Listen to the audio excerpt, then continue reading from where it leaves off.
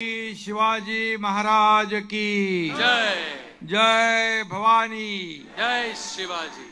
हिंदू हृदय सम्राट बाळासाहेब ठाकरे यांचा, धर्मवीर आनंद दिघे साहेबांचा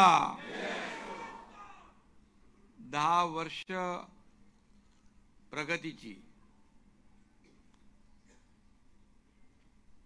या आणि कल्याणच्या समृद्धीची विकास दशक या कार्य अहवालाचं प्रकाशन आज झालंय आणि या प्रसंगी उपस्थित माझे सहकारी मंत्री रवींद्र चव्हाणजी, खासदार डॉक्टर श्रीकांत शिंदे, आमदार राजू पाटील, आमदार जगन्नाथ अप्पा शिंदे, आमदार ज्ञानेश्वर म्हात्रे, आमदार बालाजी किनीकर, प्रमोद हिंदुरावजी, गोपाळ लांडगेजी, विनीताताई राणे, लता पाटील, विजया पोटे, प्रल्हाद जाधव, अरविंद वाळेकर, राजेंद्र चौधरी, सुनील चौधरी, राजेश मोरे, भरत गंगोत्री, भाऊ गोंधळी, चंद्रकांत बुडारे, वामन म्हात्रे, भगवान भालेराव, त्याचबरोबर शशी कांबळे आणि आपले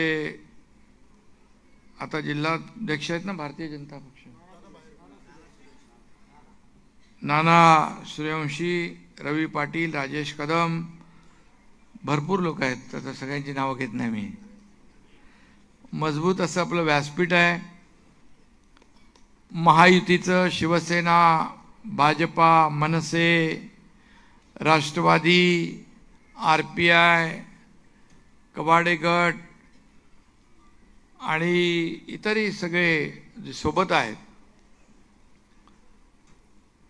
एखादा राहून गेला असेल तर महायुतीचे सर्व पदाधिकारी आणि मोठ्या संख्येने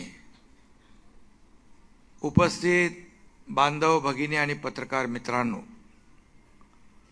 खरं म्हणजे अतिशय आगळ्या वेगळ्या पद्धतीने हा अहवाल प्रकाशन सोहळा आयोजित केला आहे. प्रत्येक कामाचं चित्रीकरण झालंय आणि त्याचं सादरीकरणही झालेलं आहे. खऱ्या अर्थाने आपण लोकांसाठी काय केलं आणि जे प्रकल्प लोकहिताचे आहेत त्याची पूर्ण माहिती या ठिकाणी आजच्या या प्रकाशन सोहळ्यातून देण्याचा प्रयत्न झाला आहे. आता अहवाल मिळाल्यानंतर आपण एक एक पान त्याचं चाळलं तर खऱ्या अर्थाने आपल्याला कळेल की आपल्या खासदारांनी सर्वांगीण विकासाचं लक्ष ठेवून प्रत्येक क्षेत्रामध्ये काम करण्याचा प्रयत्न केलेला आहे. आणि म्हणून तुम्ही सगळेजण, तुम्हाला मनापासून धन्यवाद मी देतो की एक आदर्श खासदार आपण दिल्लीला पाठवलेला आहे, एक आदर्श लोकप्रतिनिधी या ठिकाणी आपण निवडला आहे. खरं म्हणजे मी आज आपल्यासमोर एक ट्रिपल रोलमध्ये आहे. आदरणीय बाळासाहेब ठाकरे यांच्या शिवसेनेचा मुख्य नेता आहे, मी या राज्याचा मुख्यमंत्री आहे आणि तुमच्या या खासदाराचा पिता म्हणून देखील आपल्यासमोर मी उभा आहे. कार्य अहवाल पाहिल्यानंतर मला खरंच अभिमान वाटला, समाधानही वाटलं की त्याची गाडी अगदी राईट ट्रॅकवर आहे. राईट ट्रॅकवरच नाही तर फुल स्पीडमध्ये आहे आणि तो आता फक्त तुमचा खासदारच नाही तर संसद रत्न देखील आहे, याचा देखील आपल्याला अभिमान आहे. 10 वर्षापूर्वीची आठवण श्रीकांतनी पण सांगितली आणि माझे सहकारी रवींद्र चव्हाण यांनी देखील सांगितली. मलाही आठवते तो काळ. 10 वर्षापूर्वीचा एक नौका उमेदवार आणि आपण दिलेली साथ. मला आठवते त्यावेळेस कल्याण पूर्वमध्ये आपले रक्षा मंत्री राजनाथ सिंग यांची सभा होती. भर उन्हाळा होता, दुपारी, आणि तिकडे एक पोलीस अधिकारी श्रीकांत तिकडे खासदार आपला स्टेजवर जरा व्यवस्था काय तो बघत होता. तो पोलीस अधिकारी मला विचारतो, हे कोण आहे लडका? मी बोला हे उमेदवार आहे. आणि तेव्हा आपण सगळ्यांनी साथ दिली. खरं म्हणजे तेव्हा एकनाथ शिंदे यांचा मुलगा डॉक्टर श्रीकांत शिंदे उमेदवार म्हणून आपल्या समोर येत होता. परंतु त्याने सुरुवातीच्या 5 वर्षातच स्वतःची एक ओळख निर्माण केली कामाच्या माध्यमातून. याचं मला समाधानही आहे. खरं म्हणजे त्याच्यात आज 10 वर्षाचा श्रीकांत आणि आताचा श्रीकांत याच्यात खूप बदल झालेला आहे. एक जाणीव आणि जबाबदारी असलेला लोकप्रतिनिधी म्हणून आज त्याच्याकडे पाहायला आपल्यालाही समाधान वाटतं, मलाही समाधान वाटतं. खरं म्हणजे त्यावेळेस तो MBBS झाला, ऑर्थोपेडिक सर्जन म्हणजे MS ची परीक्षा देत होता आणि शेवटचं वर्ष बाकी होतं आणि त्यावेळेस त्याला आपण खासदारकीला उभा केला. त्याला तेव्हा हॉस्पिटल सुरू करायचं होतं, परंतु मी त्याचं हॉस्पिटल सुरू काय करू शकलो नाही. त्यामुळे त्याला थोडा चिडला होता माझ्यावर. पण नंतर त्यांनी 10 वर्षामध्ये इतकी कामं केली की आपण ती पाहिली आणि या अहवाल प्रकाशनातून देखील आपण ती वाचणार आहात, अनुभवणार आहात. आणि म्हणूनच लोक मला इथली सांगतात की फिर एक बार श्रीकांत ही खासदार. जसं आपण मोदीजींना म्हणतो फिर एक बार मोदी सरकार, तसं कल्याणची जनता त्यांना खासदार म्हणून कधी मतदान करतोय याची वाट पाहते. मगाशी आपले काय त्यांचं नाव टाटाचे माधव जोशी ते म्हणाले की श्रीकांतची उमेदवारी लवकर जाहीर करा. मी तर एवढंच सांगतो, या कल्याण लोकसभेतल्या मतदारसंघाने त्याला खासदार म्हणून त्याला स्वीकारलेला आहे आणि त्याला निवडून देण्याचा निर्धारही केलेला आहे.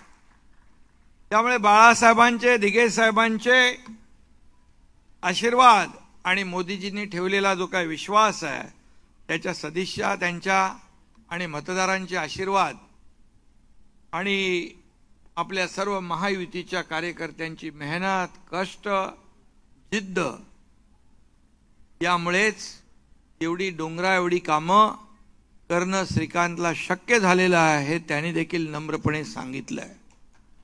खरं म्हणजे आज आपण पाहतोय की सर्व क्षेत्रामध्ये, सर्व विधानसभा क्षेत्रात लोकांना काय पाहिजे याचा अभ्यास त्यांनी केला. खरं म्हणजे एक लोकप्रतिनिधी अभ्यासू असावा लागतो. लोकसभेत बोलणं म्हणजे खूप मोठी गोष्ट आहे. लोकसभेमध्ये देखील त्याने भाषण केलं आणि चांगलं वक्तृत्वही त्याचं आहे. त्याने हनुमान चालीसा फटाफट बोलून मोकळा झाला. समोरचा माणूस म्हणाला हनुमान चालीसा आता आहे क्या? आता हनुमान चालीसा खासदारांनी म्हणून दाखवली, त्याचा आवाजच बंद झाला. हनुमान चालीसा म्हणणाऱ्यांना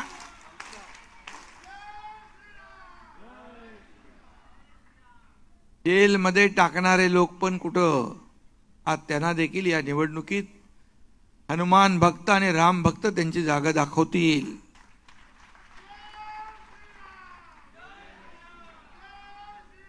कारण केंद्रात पुन्हा मोदी सरकार येणार, मोदीजींची हॅट्रिक होणार. ही काळ्या दगडावरची रेग आहे हे कुणाला ज्योतिषाला सांगण्याची आवश्यकता नाही. आणि आपल्या सगळ्यांच्या आशीर्वादाने, या कल्याण लोकसभा मतदारसंघातल्या मतदारांच्या आशीर्वादाने देखील तुमच्या या खासदाराची देखील हॅट्रिक होईल, यामध्ये देखील शंका नाही. मोदीजी, मी नेहमी सांगतो, ही निवडणूक ही एका मतदारसंघाची नाही, ही निवडणूक आपल्या देशाची आहे. ही निवडणूक आपल्या देशाच्या विकासाची आहे. आणि म्हणून मोदीजी आपल्या देशाला महासत्तेकडे नेणार आहेत. आणि म्हणून ही निवडणूक आपल्याला महत्त्वाची आहे. आणि खासदार डॉक्टर श्रीकांत शिंदे यांनी सांगितल्याप्रमाणे मग कल्याण, डोंबिवली, अंबरनाथ, उल्हासनगर, दिवा, मुंब्रा या साऱ्या परिसराचा विकासाला देखील आणखी गती देण्याचा प्रयत्न खासदारांकडून होईल याचा विश्वास आपल्या सगळ्यांना आहे. एक विजनरी लीडर असावा लागतो. खूप लांबचं बघून आपल्याला काम करावं लागतं. दूरदृष्टी ठेवून पुढे 25-50 वर्षामध्ये या आपल्या मतदारसंघामध्ये किती लोकसंख्या होणार, अशा प्रकारचं एक विजन ठेवून काम करणारे आमचे महायुतीचे उमेदवार आहेत. आणि म्हणून तुम्हीच त्याला 2014ला निवडून दिलं, 2019ला निवडून दिलं, 2024ला देखील निवडून देणार आहात. आणि तुमच्या समोर हा खासदार जरी असला तरी लहानच आहे. त्यामुळे कधी चुकला तर नक्की कान पकडण्याचा अधिकार देखील तुमचाच आहे, हे देखील मी या ठिकाणी सांगू इच्छितो. आणि श्रीकांत डॉक्टर असल्यामुळे शरीर आणि आरोग्य फिट कसं ठेवायचं याची चांगली त्याला जाण आहे. कॅशलेस हॉस्पिटल महापालिकेचे मी उद्घाटनाला गेलो होतो. महापालिकेचं हॉस्पिटल अतिशय मोठ्या कॉर्पोरेट हॉस्पिटलला लाजवील असं निर्माण करण्याचं काम त्यांनी केलं. आणि तेही कॅशलेस. हा पहिल्यांदा होतोय. आणि खऱ्या अर्थाने चौफेर विकास कसा करायचा याची न्याक त्याला कळलेली आहे. आणि म्हणून 10 वर्षाचा पूर्वीचा परिसर आणि आजचा बघा परिसर, याच्यामध्ये जमीन आसमान एवढं अंतर निर्माण झालेलं आहे. खरं म्हणजे श्रीकांत डॉक्टर असला, मी डॉक्टर नसलो तरी मी अनेक सर्जरी केलेल्या आहेत, ऑपरेशन केलेली आहे. काही लोकांचे पट्टे गायब झाले फटाफट फटाफट. काही लोक फास्ट फिरायला लागले, चालायला लागले, हळूहळू चालत होते. ते देखील गरजेचं होतं. रवी बरोबर आहे ना रे बाबा. आणि जेव्हा आम्ही 2022ला मला वाटतं 30 जूनला सरकार स्थापन केलं, त्यापूर्वीची परिस्थिती आपल्याला माहीत आहे. मगाशी राजू पाटील यांनी आपल्या भाषणात सांगितलं, शेवटी सहकार्य योगदान मागायचं असतं. अहंकारी लोक आपल्या इगोसाठी राज्याचं नुकसान करताना देखील आपण पाहिलं. आणि म्हणून केंद्राकडून मदत मागणं किंवा राजसाहेबांकडून सहकार्य मागणं याच्यामध्ये काही लाज वाटली पाहिजे. आज केंद्राकडे आम्ही जातो, दिल्लीत जातो, निधी आणतो. आम्ही कुणापुढे लोटांगण घालायला जात नाही. आम्ही मोदींजीकडे जातो, अमित भाईंकडे जातो आणि या राज्याच्या विकासासाठी आवश्यक काम करून आणतो. आणि म्हणून दिल्लीला जाणं या राज्याच्या विकासासाठी आज मी आहे, देवेंद्रजी आहेत, अजितदादा आहेत. अजितदादा पण विकासाच्या मुद्द्यावर सोबत आले.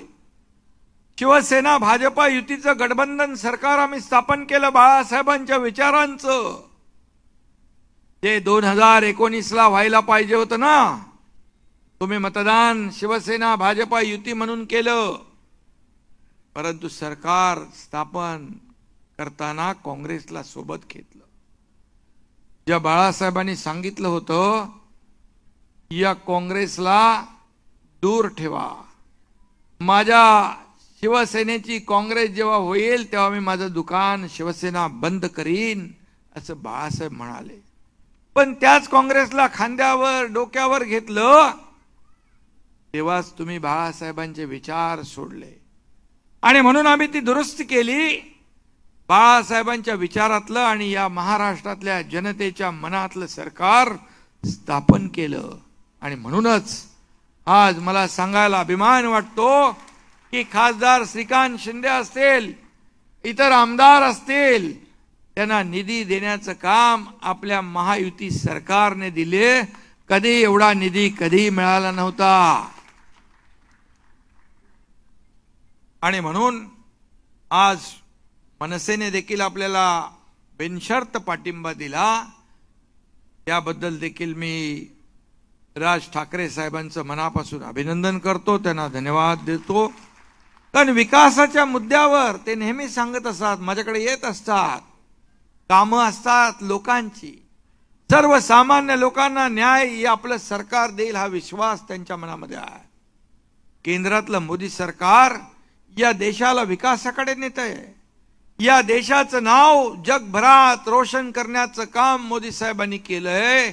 आणि म्हणून आज आपली अर्थव्यवस्था इतर जगातल्या इतर देशांची अर्थव्यवस्था डबघाईला आलेली असताना आपली अर्थव्यवस्था 11व्यावरून 5व्यावर आणली.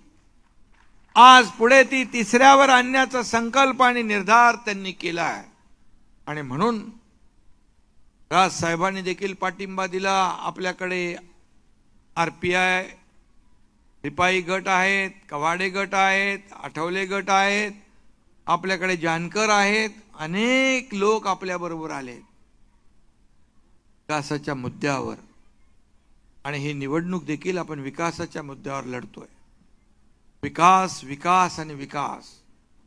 गेल्या 2.5 वर्षात मागच्या आपल्या सरकार स्थापन होण्यापूर्वी सर्व कामं बंद केली होती. सर्व ठप्प होतं, लॉकडाऊन होतं, सण उत्सवावर बंदी होती ना त्या काळात. आपलं सरकार आल्यानंतर सगळी सण उत्सवावरची बंदी आम्ही काढून टाकली. सगळे सण आणि उत्सव गुण्या गोविंदाने साजरे होऊ लागले. त्याची गरज आहे. अर्थव्यवस्था एक मजबूत करायची असेल तर खऱ्या अर्थाने विकासाबरोबर याही गोष्टीची आवश्यकता आहे. आणि म्हणून आज मी आपल्याला एवढंच सांगेन की या कल्याणचा विकास जो आहे त्यामध्ये त्यांनी श्रीकांतनी सगळं सांगितलंय.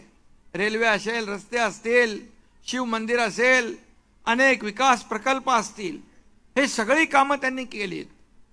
सगळीच कामं झाली असं दावा तोही करणार नाही. कारण शेवटी शहरं वाढत असतात, त्याच्या गरजा वाढत असतात. आवश्यक सोयी सुविधा पुरवणं हे लोकप्रतिनिधीचं आणि सरकारचं काम आहे. आणि म्हणून या जिल्ह्यासाठी MMR साठी एका पाण्याच्या धरणाची आवश्यकता आहे. आणि ते धरण देखील आपलं सरकार बांधल्याशिवाय राहणार नाही. आज शासन म्हणून आपण शेतकरी, कष्टकरी, कामगार, माता भगिनी, युवा, ज्येष्ठ या सगळ्यांना आपण सोबत घेऊन पुढे चाललोय. केंद्राने 6,000 शेतकऱ्यांना दिले, आपण 6,000 शेतकऱ्यांना दिले. 1 रुपयात पीक विमा आज शेतकऱ्यांना 12,000 वर्षाला मिळणार. Direct DBT. 1 रुपयात पीक विमा योजना. महिलांना 50% ST मध्ये सवलत दिली. आज महिला भगिनी सांगतात आपल्या पतिराजाला, तुम्ही थांबा, मी अर्ध्या तिकिटात बाजार घेऊन येते. ग्रामीण भागात खूप याचा फायदा आहे. ज्येष्ठांना आपण सवलत दिली. 75 वर्षाच्या वरच्या सगळ्यांना मोफत करून टाकलं. हे सरकार आहे, हे सरकारचं काम आहे. आज खिशात पैसे नसले तरी सुद्धा कुठल्याही तीर्थक्षेत्राला जायचं आहे, दर्शन घ्यायचं आहे, एसटीत बसला गेला मोफत, जाऊन आला, इकडे तिकडे बघायची गरज नाही.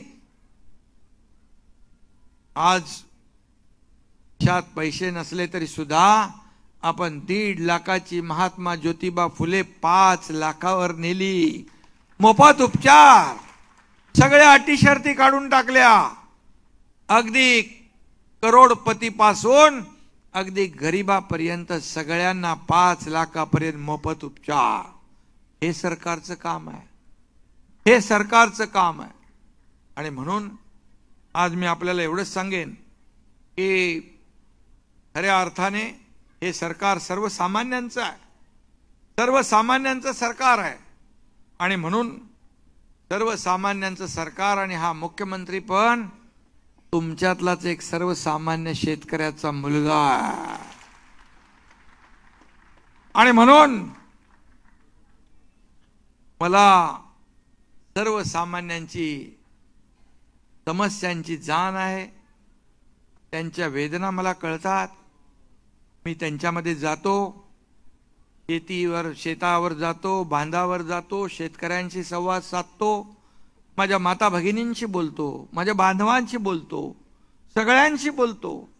मी खूप वेळ देतो. मला सगळे विचारतात कधी जेवता, कधी झोपता. मलाच माहित नाही मी कधी माझा दिवस संपतो.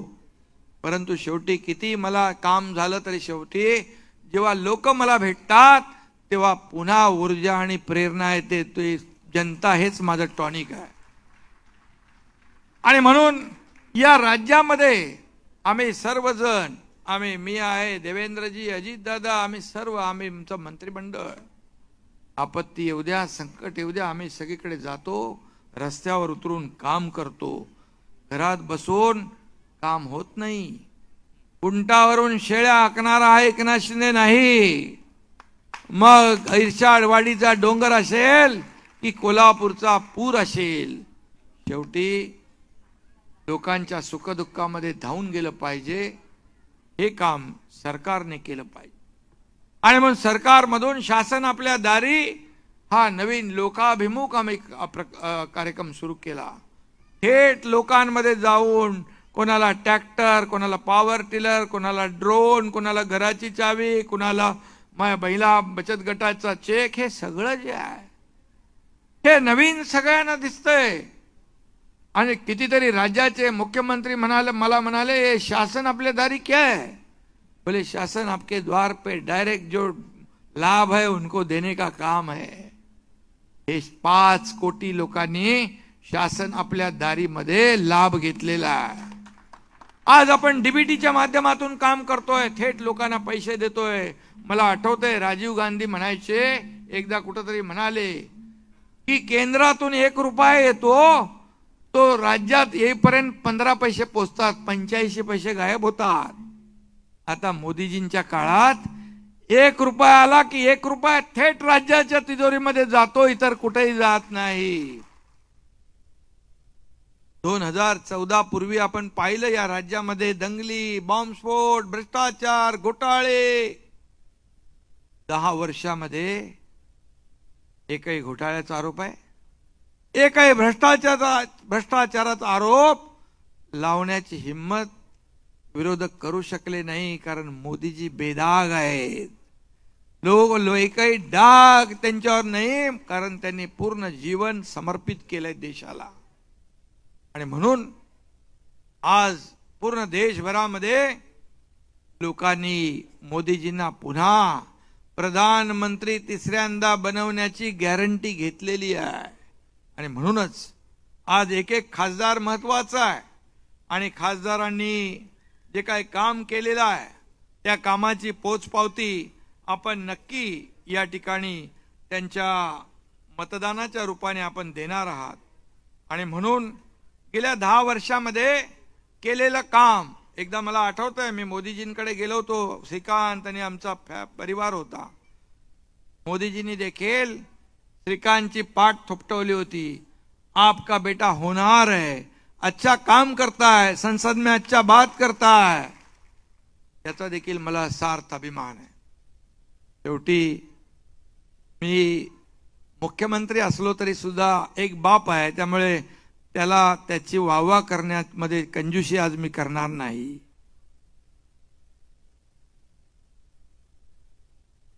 शेवटी काम बोलतंय. आणि म्हणून केलेली कामं जी आहेत ही आपल्या समोर आहेत आणि यापुढे देखील कामं होतील. आज आपली महायुती मजबूतीने काम करते आहे. आज मोदीजींचा नारा काय? अब की बार आणि आपला अब की बार. त्याच्यामध्ये आपला कल्याण लोकसभा, मगाशी कुणीतरी म्हणालं सगळे आतापर्यंतचे सगळे रेकॉर्ड मोडले जातील, कारण सगळे आपण ताकदीने या निवडणुकीमध्ये त्याच्या पाठीशी आहोत. आणि म्हणून मी आज काय जास्त बोलणार नाही राजकीय, परंतु काही नकली वाघ काही दिवसापूर्वी कल्याण डोंबिवलीमध्ये येऊन गेले, पोकळ डरकाळ्या फोडून गेले. पण जोपर्यंत हा एकनाथ शिंदे रिंग मास्टर आहे तोपर्यंत वाघाचं कातडं पांघरणाऱ्या शेळ्या कधी वाघ होणार नाहीत. या देशात एकच वाघ होऊन गेला, त्याचं नाव हिंदू हृदय सम्राट बाळासाहेब ठाकरे.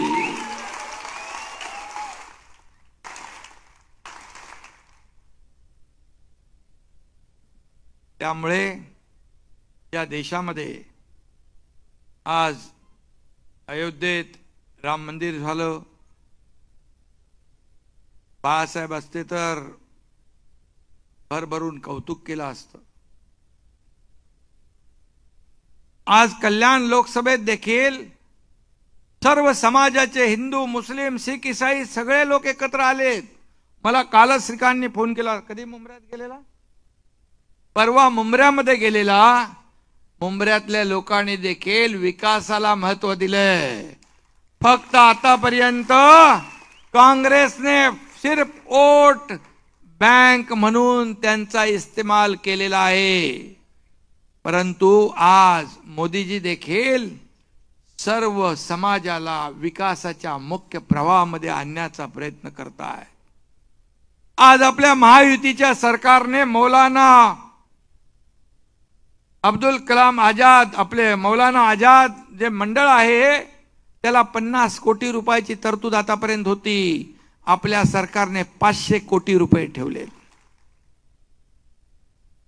आणि आज मुस्लिम समाजाचे लोकही म्हणतात की आम्हाला विकास पाहिजे, डेव्हलपमेंट पाहिजे. एक हात से दो और एक हात से लो असं म्हणतात. तर आम्ही म्हणतो एक हात से दो और दो हात से लो. शेवटी विकास हा महत्वाचा आहे. Development development development. आणि म्हणून आज जे स्वप्नवत वाटणारं राम मंदिर मोदीजींनी केलं, करोडो करोडो राम भक्तांचं आणि बाळासाहेबांचं स्वप्नही साकार केलं. पण साधा आनंद व्यक्त करू शकले नाहीत. हे दुर्दैव आहे. आणि म्हणून ते मोदी साहेब बोलले ते बरोबर आहे. नकली शिवसेना, कारण असली शिवसेना इथं आहे, धनुष्यबाण इथं आहे. आणि आज बाळासाहेबांचे विचार आमच्याकडे आहेत. त्यांना बाळासाहेबांचे विचार नको, बाळासाहेबांचे आचार नको. त्यांना फक्त आणि फक्त बाळासाहेबांची संपत्ती आणि पैसा पाहिजे. 50 कोटी रुपये तुमच्या खात्यामधून काढून घेतले. मी क्षणाचाही विलंब न लावता त्यांना म्हणालो देऊन टाका, यांना विचार आचार काही नको, पैसे पाहिजे. आणि बाळासाहेबांचे विचार हीच आमची संपत्ती आणि ऐश्वर्य आहे हे मी सांगून टाकलेलं आहे. आणि म्हणून महायुती सरकार जे आहे हे सरकार काम करणार आहे. केंद्रामध्ये मोदी सरकार आहे. ते 10 वर्षामध्ये एवढं काम केलंय की 50-60 वर्षात करू शकले नाहीत. पुढे 100 वर्ष पण करणार नाहीत. अरे मोदी, तुम्हाला जर विचारलं तुम्हाला प्रधानमंत्री कोण पाहिजे, मोदीजी पाहिजेत का राहुल गांधी पाहिजेत? अरे स्वप्नात सुद्धा कोणी बोलणार नाही की राहुल गांधी पाहिजे स्वप्नात. कारण मोदीजींनी इस्रोच्या माध्यमातून चांद्रयानाचं यशस्वी लॉन्चिंग केलं. आपल्या देशाचं नाव जगभरात झालं. परंतु काँग्रेसला गेले अनेक वर्ष राहुल गांधीचं लॉन्चिंग करता आलं नाही. हे दुर्दैव आहे. आणि म्हणून आज चांगला दिवस आहे, त्यामुळे चांगलं बोलूया. थोडंसं बोलायला लागतं म्हणून बोललो मी. आणि म्हणून मी आज तुमच्या या लोकप्रिय खासदाराचं तुमच्या सगळ्यांच्या वतीने मनापासून मी मुख्यमंत्री म्हणून अभिनंदन करतो आणि एक माझा सुपुत्र म्हणून देखील मी अभिनंदन करतो त्याचं आणि त्याला हे शुभेच्छा देतो. असंच काम सगळ्यांना सोबत घेऊन सगळ्यांना विश्वासात घेऊन आज तर व्यासपीठावर एवढे सगळे लोक आहेत, सगळे विकासाच्या आता काही निधीचं काय कमी पडणार, विकास हाच आपला मुद्दा आहे. आणि म्हणून सगळ्यांनी एकजुटीने येत्या 20 तारखेला धनुष्यबाणासमोरचं महायुतीच्या उमेदवाराचं बटन दाबायचं आहे. तुमचं एक मत, तुम्ही महायुतीला इथं दिलेलं मत डायरेक्ट तुमचं एक मत म्हणजे मोदीजींना मत मिळणार आहे. तुमचं एक मत देशाच्या विकासाला मत, धनुष्यबाणाला मत म्हणजे देशाच्या प्रगतीला मत. आणि म्हणून आज मी आपल्या सगळ्यांना विनंती करीन, या महाराष्ट्रामध्ये 48 जागा आहेत. जिथं जिथं आपले नातेवाईक, आपले पैपावणे, आपले सगळे सोयरे, आपले मित्र जिकडे जिकडे असतील तिकडे तिकडे आपण धनुष्यबाण असेल, कमळ असेल आणि घड्याळ असेल, हे 3 प्रमुख आपल्या निशाण्या आहेत. तिकडे आपण बटन दाबलं तर थेट मोदीजींना ते मतदान होणार आहे. आणि म्हणून एवढीच आपल्याला विनंती करतो आणि पुन्हा एकदा श्रीकांतला खूप खूप मी शुभेच्छा देतो. धन्यवाद. जय हिंद, जय महाराष्ट्र.